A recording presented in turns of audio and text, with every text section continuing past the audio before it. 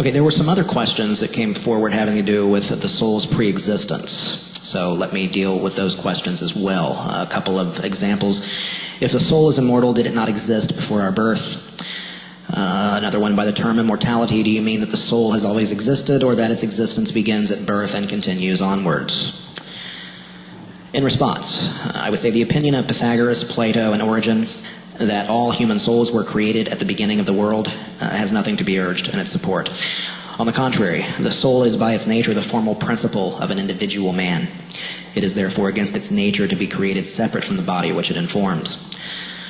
Souls, having existed for so long a time, ought to possess intellectual conceptions, but we are born with no knowledge, and only gradually and with great labor arrive at a knowledge of a few truths. The next, I would say, memory is intellectual as well as sensible.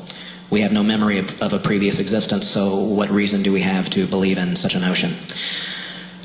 Moreover, metempsychosis or reincarnation or the transmigration of souls is impossible, because the formal principle which united to matter makes man cannot, united to other matter, make anything else than man.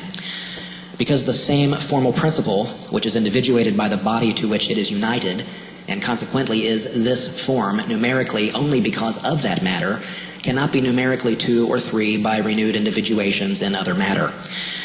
And if the transmigration of souls is impossible on these grounds, the soul created before its union with the body would exist in an unnatural state, as it indeed does after its separation from the body at death.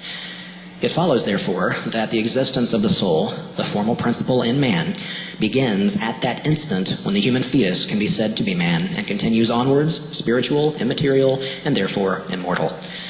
The fact that we have no memory of a previous existence, therefore, does not tell against a memory of this in a future life.